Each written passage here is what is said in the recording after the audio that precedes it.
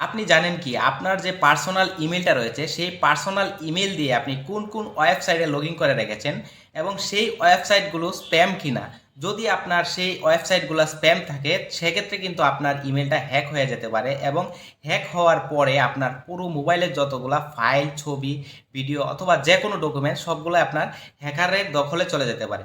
তো আজকে এরকম একটি ট্রিক্স শিখিয়ে দিব, যে ট্রিক্সের মাধ্যমে আপনি দেখতে পারবেন যে আপনি কোন কোন ওয়েবসাইটে আপনার ইমেল দিয়ে লগ ইন করে রেখেছেন।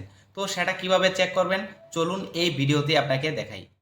প্রথমে আপনি চলে যাবেন আপনার ফোনের যে জিমেইল অ্যাপটা রয়েছে সেই অ্যাপে আসার পর আপনি উপরে দেখতে পাবেন যে আপনার জিমেলের যে প্রোফাইলের লোগোটা রয়েছে সেটা এখানে শো করবে। তো ওই উপরের ডান পাশের এই লোগো অপশনটায় আপনি ক্লিক করে দিবেন। ক্লিক করার পর একটু নিচে দেখতে পাবেন ম্যানেজ ইউর গুগল অ্যাকাউন্ট নামের একটি অপশন রয়েছে, তো ওইখানে ক্লিক করবেন।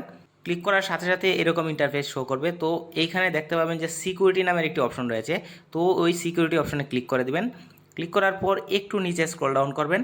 স্ক্রল ডাউন করার পর এখানে আপনি দেখতে পাবেন যে your connection to third party apps and service নামের একটি অপশন রয়েছে এবং এর নিচে আপনি যে সমস্ত অ্যাপস এবং অ্যাকাউন্টগুলোতে লগ ইন করেছেন সেই সমস্ত অ্যাপসগুলো এখানে শো করবে এবং ওয়েবসাইটগুলো শো করবে।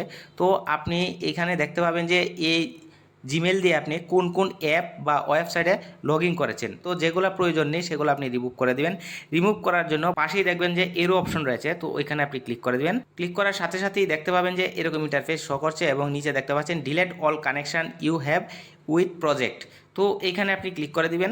ক্লিক করে দেওয়ার পর এখানে এটাকে কনফার্ম করে দিবেন। কনফার্ম করে দেওয়ার পরেই ওয়েবসাইটটা আপনার এই জিমেল থেকে ডিলেট হয়ে যাবে। তো এভাবে চাইলে আপনি আপনার জিমেলটাকে নিরাপদ করে রাখতে পারেন।